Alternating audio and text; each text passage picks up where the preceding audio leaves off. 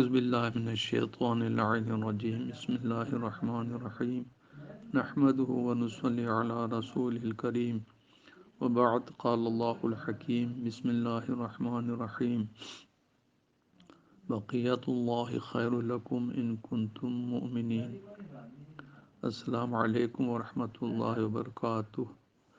معرفت امام زمانہ کے موضوع پر گفتگو جاری ہے، یہ 5ویں قسط ہے۔ آج کوشش کروں گا انشاءاللہ کہ امام زمانہ کے وجود شریف کے اوپر جو لوگ مخالفین اعتراضات کرتے ہیں ان کا تجزیہ کر کے ان کا جواب دینے کی کوشش کریں۔ امام زمانہ عجل اللہ تعالی فرجہ شریف کے آخر زمانے میں ظہور کرنے اور دنیا کو ظلم و جور سے پاک کر کے عدل سے بھرنے کے بارے میں تمام مسلمانوں کا اجماع ہے، اور کوئی بھی سوائے اکا دکا لوگوں کے اس کا مخالف نہیں ہے۔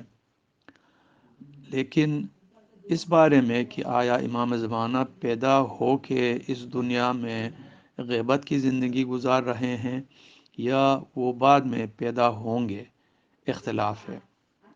تمام شیعہ اس بات کے قائل ہیں کہ امام زمانہ عجل اللہ تعالی فرجہ شریف پیدا ہو چکے ہیں اور وہ پچھلے 1100 سال سے اس دنیا میں موجود ہیں، البتہ غیبت کی زندگی گزار رہے ہیں، اور عوام سے امام علیہ السلام کی ملاقات نہیں ہوتی ہے، لیکن خواص سے امام علیہ السلام کی ملاقات بھی ہوتی ہے۔ وہ لوگوں کے مسائل حل فرماتے ہیں، اور ان کے وجود سے ہی یہ دنیا قائم ہے، اور خاص طور سے شیعہ اور مومنین کو دشمنوں کی طرف سے جو مخالف منصوبے ان کو ختم کرنے کے لیے، ان کو تنگ کرنے کے لیے جو اقدامات کیے جاتے ہیں، امام علیہ السلام ان کو بھی باطل فرماتے ہیں۔ اسی طرح سے امام علیہ السلام نہ صرف شریعت کے پاسبان ہیں بلکہ ہر مومن کو اس کی دستگیری فرما کر اس دنیا میں ہدایت تکوینی دینے کے بھی مجاز ہیں۔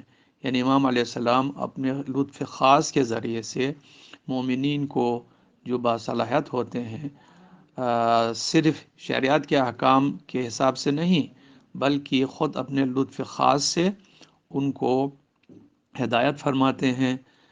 یہ ایسا ہی ہے جیسا کہ شیطان اپنی سرگوشوں کے ذریعے سے، وسوسے کے ذریعے سے انسان کو گمراہ کرتا ہے، تو اس کے مقابلے میں امام زمانہ عجل اللہ تعالی فرجہ الشریف کے وجود مبارک کی وجہ سے اور ان کے لطف و کرم کی وجہ سے شیعہ مومنین جو خدا کی طرف جانا چاہتے ہیں، مجاہدہ کرنا چاہتے ہیں، اپنی زندگی کو بہتر کرنا چاہتے ہیں، تو ان کی اس کوشش میں امام زمانہ عجل اللہ تعالی فرجہ الشریف کے وجود مبارک اور ان کے الطاف کا بھی بہت زیادہ دخل ہوتا ہے۔ ان کے بغیر، امام کی مدد کے بغیر انسان کبھی بھی اپنے زور بازوں سے ہدایت کے راستے پر قائم نہیں رہ سکتا۔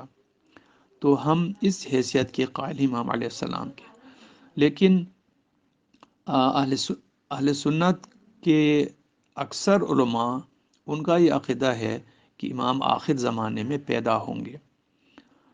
اہل سنت کے کچھ علماء، اور وہ بھی بڑے بزرگ علماء ہیں، وہ بھی شیعوں کے ہم نوا ہیں، بلکہ کئی علماء نے تو اس موضوع پر کتابیں لکھی ہیں کہ حجت ابن الحسن پیدا ہوئے ہیں اور وہ اس دنیا میں موجود ہیں۔ ابن عربی جو بہت بڑا صوفی ہے اور وہ صوفی سسٹم کا باوا آدم کہلاتا ہے، اس نے اپنی کتاب فتوحات مکیہ میں دعویٰ کیا ہے کہ اس کی ملاقات 12ویں امام سے ہو چکی ہے، تو وہ بھی اس کا قائل ہے۔ تو جو لوگ امام علیہ السلام کے پیدا ہو کر طول عمر کے ساتھ زندہ رہنے کے مخالف ہیں، ان کی جو دلیل ہے وہ کوئی شرعی دلیل نہیں ہے، وہ صرف ایک عقلی نما دلیل ہے۔ یعنی وہ یہ کہتے ہیں کہ جی عام طور سے، عادی طور سے دنیا میں یہ چیز بعید نظر آتا ہے کہ کوئی شخص 1100 سال 1200 سال کی عمر پائے۔ اس وجہ سے کہ ہمارے زمانے میں ہم زیادہ سے زیادہ 120 123 سال کے لوگوں کو دیکھتے ہیں، اس سے زیادہ طویل عمر کے آدمی کو ہم نے آج تک نہیں دیکھا ہے۔ لیکن اس کا تجزیہ اگر ہم کریں تو ہمیں چند نکات کی طرف توجہ دینی چاہیے۔ پہلی بات، کیا کسی کو طول عمر دینا اگر اللہ تعالیٰ چاہے تو کیا یہ قدرت خدا کے منافی ہے؟ تو کوئی بھی مسلمان یہ نہیں کہے گا کہ اللہ تعالیٰ اگر چاہیں تو کسی کو طول عمر عطا کر سکتا ہے، جبکہ یہی مسلمان اس کے قائل ہیں کہ حضرت عیسیٰ علیہ السلام کو سولی کے ذریعے سے یہاں پہ شہید نہیں کیا گیا تھا، بلکہ اللہ تعالیٰ نے اس کو آسمان پہ اٹھایا ہے اور وہ اپنے جسم و جان کے ساتھ ابھی بھی زندہ ہے۔ تو حضرت عیسیٰ کو تو اس وقت 2020 سال ہو گئے ہیں، تو اگر ان کو اللہ تعالیٰ زندہ رکھ سکتا ہے معجزے کے ذریعے سے، تو امام زمانہ عجل اللہ تعالیٰ فرجہ الشریف کو بھی معجزانہ طور سے زندہ رکھنے میں کوئی قباحت نظر نہیں آتی ہے۔ اور ہم شیعہ یہ دعویٰ کرتے ہیں کہ امام علیہ السلام کا یہ طول عمر اللہ تعالیٰ کی طرف سے معجزے کے طور پہ ہے، ایک عام عادی طریقے سے نہیں ہے۔ دوسری بحث یہ ہے کہ کیا انسان کے جسم میں یہ استعداد ہے کہ اگر وہ مناسب ماحول اس کو ملے، مناسب غذا کھائے اور ایک متوازن زندگی گزارے تو وہ عام افراد سے زیادہ عمر پا سکے؟ تو اس پہ تاریخ میں بہت سارے افراد کے نام ملتے ہیں جنہوں نے ایک طویل عمر پائی۔ تاریخ میں ایسے افراد کے نام بھی ہیں جنہوں نے 1000 سال سے زیادہ عمر پائی۔ ان میں جو شخصیت قرآن مجید کی نص کے حساب سے 1000 سال سے زیادہ عمر والے ہیں وہ حضرت نوح علیہ السلام ہیں۔ قرآن مجید میں ہے کہ حضرت نوح نے 50 کم 1000 سال یعنی 950 سال تبلیغ کی، بطور نبی انہوں نے زندگی گزاری، لیکن ان کی اپنی عمر کے بارے میں تقریباً 2500 سال تک لکھا ہے کہ انہوں نے کوئی 2500 سال کی عمر پائی تھی۔ حضرت آدم کے بارے میں بھی اسی طرح سے لکھا ہے کہ انہوں نے کوئی 700 سے زیادہ عمر پائی تھی۔ اسی طرح سے اس زمانے کی بہت سارے انبیاء کے بارے میں ہے کہ ان کی عمریں عام افراد کی عمر سے زیادہ تھی۔ اسی طرح سے حضرت سلمان فارسی کے بارے میں تاریخ میں نظر آتا ہے کہ ان کی عمر تقریباً 400 سال تھی۔ اور حضرت ادریس کو بھی اللہ تعالیٰ نے زمین سے آسمان پہ اٹھایا ہے اور وہ بھی اس وقت زندہ ہیں۔ تو حضرت ادریس تو حضرت آدم علیہ السلام کے پڑ پوتوں میں شمار ہوتے تھے، تو اس لحاظ سے حضرت ادریس کی عمر تقریباً 7-8 ہزار سال بنتی ہے۔ تو جب یہ تمام حقائق قرآن، احادیث اور تاریخ میں ثابت ہے تو امام زمانہ کے لیے اگر اللہ تعالیٰ بطور اعجاز طول عمر عطا کرے تو اس میں کیا مسئلہ ہے؟ دراصل چونکہ اہل سنت کے علماء کے پاس جو احادیث ہیں ان کے اوپر وہ خود زیادہ غور نہیں کرتے، اور وہ امام کی زندگی، امام کی شخصیت کے اوپر اتنی زیادہ توجہ نہیں دیتے۔ اگر وہ ذرا سا بھی امام کو اہمیت دیتے اور اس کو خلیفۃ اللہ فی الارض سمجھتے تو پھر ان کو بھی یقین آ جاتا کہ ان دلائل کے ہوتے ہوئے امام علیہ السلام کی طول عمر پر اعتراض کرنے کی کوئی گنجائش نہیں ہے۔ یہ ایک عامیانہ اور سطحی سطح کی سوچ کے تحت کیے جانے والے اعتراضات ہیں جن کا نہ تو شرعی نص کے سامنے کوئی حیثیت ہے، جن کی کوئی حیثیت ہے، اور نہ ہی عقلی معیار پر ان کا کوئی وزن ہے۔ تو الحمدللہ ہمارا عقیدہ ہی صحیح ہے کہ امام علیہ السلام پیدا ہوئے ہیں اور زندہ ہیں، اور جب وہ ظہور فرمائیں گے تو ان کی عمر 40 سال ہی ہوگی۔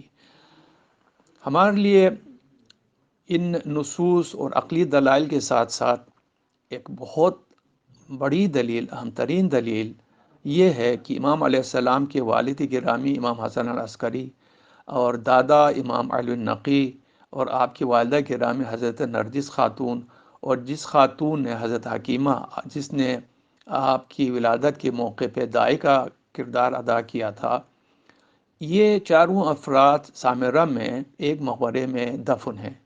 تو ان کی قبریں موجود ہیں۔ امام حسن عسکری علیہ السلام کا وہ گھر بھی اس وقت موجود ہے جہاں امام علیہ السلام پیدا ہوئے تھے۔ تو یہ ناقابل تردید تاریخی ثبوت ہیں ان شخصیات کا، اس جگہ کا جہاں بھی امام علیہ السلام پیدا ہوئے تھے، جن کے ہاں امام علیہ السلام پیدا ہوئے تھے۔ اس کے علاوہ ہمارے ہاں احادیث میں ملتا ہے کہ جب آپ کی پیدائش ہو گئی تو امام علیہ السلام نے 40 بزرگ شیعہ افراد کو بلایا، پھر امام زمانہ علیہ السلام کو بلایا، ان کو دکھایا، تو انہوں نے دیکھا کہ یہ ایک بچہ ہے جو چاند کے ٹکڑے کی طرح ہے، انتہائی نورانی، انتہائی پرہیبت۔ تو انہوں نے پوچھا کہ یا ابن رسول اللہ یہ کون ہے؟ امام حسن عسکری علیہ السلام نے فرمایا کہ یہ میرے بعد تمہارا حجت خدا ہے، یہ آج میں نے تمہیں دکھا دیا ہے تاکہ تم اس کے اوپر گواہی دے دو، تاکہ ہمارے شیعہ گمراہ نہ ہوں کہ میں بغیر بیٹے کے اس دنیا سے گزر گیا تھا۔ تو یہ اب اس کے بعد تمہیں نظر نہیں آئے گا، تم لوگ اس کو شناخت کر لو اور اس کی گواہی دو لوگوں کو۔ تو ان تمام لوگوں نے گواہی دی ہے، ان سے احادیث روایات میں جو ہے نا موجود ہیں کہ ہم نے امام علیہ السلام کو دیکھا تھا۔ اس کے علاوہ اس زمانے کے جو عباسی خلفاء تھے، ان کو یہ پتہ تھا کہ اس سلسلہ عصمت کے آخری فرد یعنی 12واں حجت، وہ ان کی حکومتوں کو ختم کرے گا، کیونکہ وہ خود جانتے تھے کہ ان کی حکومت ظالمانہ حکومت ہے، تو ان کی حکومتوں کو ختم کرے گا۔ تو جس طرح سے فرعون کو یہ وہم ہو گیا تھا کہ موسیٰ آئے گا اور اس کی حکومت ختم کرے گا، تو بنی عباس کے خلفاء کو بھی یہ یقین ہو گیا تھا کہ آخری حجت اگر پیدا ہو تو وہ ہماری حکومت کا خاتمہ کریں گے۔ اس لیے انہوں نے بدترین کوششیں کی کہ نمبر ایک امام علیہ السلام پیدا ہی نہ ہوں، اور اگر پیدا ہو جائیں تو فوری طور سے ان کو شہید کریں۔ اس لیے اللہ تعالیٰ نے اعجاز کے طور پہ امام زمانہ علیہ السلام کے جو ہے نا حمل کے ایام کو بھی مخفی رکھا، اور آپ کی پیدائش کو بھی مخفی رکھا، اور آپ کے وجود کو بھی بنی عباس کے دسترس سے محفوظ فرمایا۔ البتہ اس زمانے کے خلیفہ کو ایک دن علم ہوا کہ امام علیہ السلام اپنے گھر میں تشریف رکھتے ہیں، یعنی ان کا جاسوسی کا نظام اتنا سخت تھا کہ وہ امام کے گھر کے اندر کے حالات سے بھی واقف تھے۔ تو ایک شخص کہتا ہے کہ اس بادشاہ نے، خلیفہ نے مجھے آدھی رات کے وقت بلایا اور کہا کہ 4 لوگوں کو لے لو اپنے ساتھ، اور اسی وقت امام حسن عسکری کے گھر جاؤ، وہاں پر ایک بندہ ہوگا، اس کو فوری طور سے قتل کر کے اس کا سر میرے پاس لے آؤ، اس کو گرفتار بھی نہیں کرو بلکہ اس کو شہید کرو اور سر میرے پاس لے آؤ۔ یہ لوگ انتہائی تیزی رفتاری کے ساتھ گئے۔ جب دیکھا ایک خادم دروازے پہ بیٹھا تھا، اس نے پوچھا کہ اندر کون ہے؟ اس نے کہا کہ عجیب بات ہے، اندر کون ہے؟ اندر گھر والا ہے، اور کون ہوگا؟ تو انہوں نے دروازہ کھول کے اندر جانا چاہا تو اس نے ان کے ساتھ کوئی مزاحمت نہیں کی۔ یہ اندر گئے تو دیکھا کہ اندر ایک کمرے میں پانی بھرا ہوا ہے، پانی پہ جائے نماز بچھی ہوئی ہے، اور ایک شخصیت جو ہے وہ اللہ تعالیٰ کی عبادت میں مشغول ہے۔ ان کو دیکھ یہ مبہوت ہو گئے، لیکن ظالم تھے، ایک نے پانی میں پیر ڈالا تاکہ جا کے امام کو گرفتار کریں، لیکن جیسے اس نے پانی میں پیر ڈالا تو وہ غرق ہونے لگا، دوسرے ساتھی نے اس کو کھینچ کے نکالا۔ یہ دیکھنے کے باوجود بھی ایک دوسرے شقی نے بھی اپنا پیر ڈالا تو وہ بھی ڈوبنے لگا تو اس کو نکالا۔ تو جس آدمی نے یہ واقعہ بیان کیا ہے وہ کہتا ہے کہ اس سے میرے اوپر ایک ہیبت سی طاری ہو گئی اس شخصیت کی، اور میں نے دل ہی دل میں اس شخصیت سے معافی مانگی، اور میں نے کہا کہ ابن رسول اللہ مجھ سے غلطی ہو گئی، مجھے نہیں معلوم تھا، میں توبہ کرتا ہوں۔ یہ کہہ کے ہم واپس آئے۔ بعد میں اسی چیز کو دیکھ کے وہ صاحب ایمان ہو گئے، اور اس نے لوگوں کو روایت بیان کیا کہ ہمارے ساتھ یہ واقعہ ہو گیا، اور یہ واقعہ بھی کتابوں میں بہت زیادہ مشہور ہے۔ تو گویا دشمنوں نے بھی دیکھ لیا، لیکن اعجاز کی وجہ سے وہ امام کو گرفتار نہیں کر سکے۔ اس کے علاوہ ایک بہت بڑی دلیل یہ ہے کہ ہمارے مجتہدین اعظام، مراجع اعظام امام علیہ السلام ان کے ساتھ ملاقات کرتے رہتے ہیں، اور بوقت ضرورت ان کے مسائل کا جواب بھی دیتے رہتے ہیں۔ اس سلسلے میں بے شمار واقعے جو کتابوں میں درج ہیں، اور انتہائی مستند لوگوں کے ذریعے سے درج ہے۔ ایک واقعہ علامہ حلی کے بارے میں ہے۔ علامہ حلی ایک مرتبہ شب جمعہ کربلا میں گزارنے کے لیے حلہ سے ایک سواری پہ سوار ہو کے اکیلے سفر کر رہے تھے۔ راستے میں اچانک ایک بزرگ پرہیبت شخصیت ان کے ساتھ پیدل چلنے لگے۔ انہوں نے ان کو سلام کیا اور اس کے بعد گفتگو کی تو علامہ حلی کو احساس ہوا کہ یہ انتہائی عظیم اور باعلم شخصیت ہیں۔ تو علامہ حلی کے ذہن میں جتنے بھی مشکل سوالات تھے وہ تمام سوالات اس نے اس شخصیت سے پوچھا، اور انہوں نے نہایت مرحمت کے ساتھ انتہائی مدلل جوابات علامہ حلی کو دیے۔ آخر میں علامہ حلی نے پوچھا کہ جی آپ یہ فرمائیں، کیا زمانہ غیبت میں امام زمانہ سے ملاقات ممکن ہے یا نہیں ہے؟ یہ باتیں کرتے کرتے جو تازیانہ تھا سواری کے جانور کو ہنکانے کے لیے، وہ علامہ حلی کے ہاتھ سے نیچے گر گیا۔ تو اس شخص نے جھک کے اس تازیانے کو اٹھایا اور اٹھا کے علامہ حلی کے ہاتھ میں دے دیا، تو ان کا ہاتھ علامہ حلی کے ہاتھ کے ساتھ ٹچ کر رہا تھا۔ تو انہوں نے فرمایا کہ عجیب بات ہے، امام زمانہ کا ہاتھ تمہارے ہاتھ میں ہے اور تم پوچھ رہے ہو کہ امام زمانہ سے ملاقات ممکن ہے یا نہیں ہے۔ یہ سنتے ہی علامہ حلی کو احساس ہوگا یہ تو خود امام زمانہ ہے۔ انہوں نے فوراً اپنے آپ کو اس حیوان کے اوپر سے زمین پہ گرایا اور امام کے پیروں کی دستبوزی کو بوسہ دینے لگا۔ اتنے میں ان کے اوپر اتنی ہیبت طاری ہو گئی کہ وہ بے ہوش ہو گئے۔ ہوش میں آ کے دیکھا تو امام زمانہ علیہ السلام کا کہیں اتا پتہ نہیں تھا۔ علامہ بحر العلوم مقدس اردبیلی ان دونوں کے بارے میں ان کے انتہائی معزز اور موثق شاگردوں نے کہا ہے کہ وہ امام علیہ السلام سے ملاقات کے لیے تشریف لے جاتے تھے اور اپنے علمی جو مشکلات تھیں وہ امام علیہ السلام سے حل کراتے تھے اور امام علیہ السلام ان کو جواب دیتے تھے۔ ایک اور واقعہ شیخ انصاری کے بارے میں بھی مشہور ہے۔ جب سید شیخ محمد حسن صاحب جواہر کا انتقال ہوا تو لوگوں نے شیخ انصاری کو کہا کہ اب آپ مرجع ہیں، عالم ہیں، آپ اپنا رسالہ جاری کریں، ہم آپ کی تقلید کرتے ہیں۔ انہوں نے فرمایا کہ میرا ایک ساتھی ہم کلاس تھا، وہ آج کل مازندران میں ہے، تو وہ عالم ہے مجھ سے، تم لوگ اس کے پاس جاؤ اور اس کو بلا کے لے آؤ تاکہ ہم ان کی تقلید کریں۔ تو لوگ ان کے پاس گئے تو انہوں نے فرمایا کہ شیخ انصاری صحیح فرماتے ہیں، زمانے طالب علمی میں ہم دونوں ساتھ پڑھتے تھے، اس وقت میں علامہ سے شیخ انصاری سے زیادہ قابل تھا، لیکن اب پچھلے 20 سال ان سے میں حوزے سے باہر ہوں، نہ میں درس خارج میں شرکت کرتا ہوں، نہ کسی کو درس خارج دیتا ہوں، اس لیے میرا جو علمی سفر ہے وہ تو وہیں پہ رک گیا ہے، جبکہ شیخ انصاری ابھی بھی حوزے میں ہیں اور رات دن وہ جو ہے وہ درس خارج کے اوپر اور اجتہاد کے اوپر کوششیں کر رہے ہیں، تو اس لیے اب وہی عالم ہے، میں عالم نہیں رہا۔ جب یہ واپس آئے شیخ انصاری کو کہا، تب بھی انہوں نے تردد کیا اور کہا جب تک امام زمانہ مجھے اجازت نہیں دیں گے میں فتویٰ نہیں دوں گا۔ ایک دن وہ اپنے طلباء کو درس دے رہے تھے کہ ایک بزرگ شخصیت اجازت لے کے اندر تشریف لائے اور بیٹھ گئے اور شیخ انصاری سے پوچھا کہ شیخنا میرا ایک سوال ہے، اس کا آپ جواب دے دیں۔ فرمائیں۔ انہوں نے پوچھا کہ اگر کوئی کسی خاتون کا شوہر مسخ ہو جائے تو اس خاتون کا کیا حکم ہے؟ شیخ انصاری نے فرمایا چونکہ امت محمدی میں مسخ پیغمبر خدا صلی اللہ علیہ وسلم کی دعا کی وجہ سے ختم ہو چکی ہے، اس وجہ سے آج تک کسی اجتہاد کے دوران علماء نے اجتہادی گفتگو میں اس کے پر گفتگو نہیں کی ہے، تو اس پہ کوئی بحث ہی نہیں ہوئی ہے، تو یہ سوال ہی بیکار ہے۔ انہوں نے فرمایا فرض کریں کوئی شخص جو ہے نا وہ اگر مسخ ہو جاتا ہے تو آپ کے اپنے خیال میں اس عورت کو کیا کرنا چاہے؟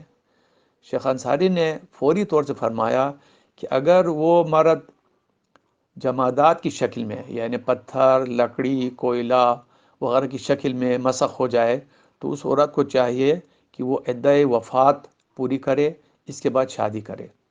لیکن اگر وہ حیوان کی شکل میں مسخ ہو جائے، مثلا بندر بن جائے، سانپ بن جائے، بچھو بن جائے، تو اس صورت میں اس عورت کو عدہ طلاق پوری کر کے دوسری شادی کرنی چاہیے۔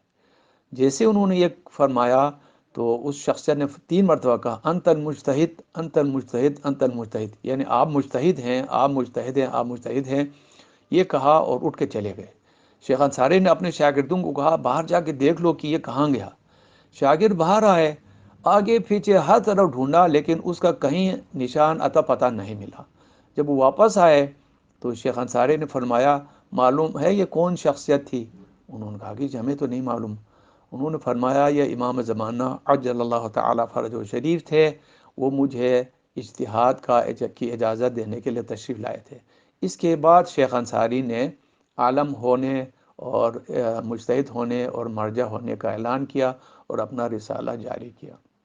تو یہ اور اس قسم کے جو واقعات ہیں ان سے ہمیں معلوم ہے کہ امام زمانہ عجل اللہ تعالیٰ فرج شریف نہ صرف پیدا ہوئے ہیں بلکہ زندہ ہیں، اور شیعوں کے معاملات میں امام علیہ السلام براہ راست ہدایت بھی فرماتے رہتے ہیں، دخل دیتے رہتے ہیں، اور چیدہ چیدہ لوگوں کے انفرادی کاموں میں بھی امام علیہ السلام مرحمت فرماتے ہیں، ان کی ہدایت بھی فرماتے ہیں، اور ساتھ ساتھ ان کی دستگیری بھی فرماتے ہیں۔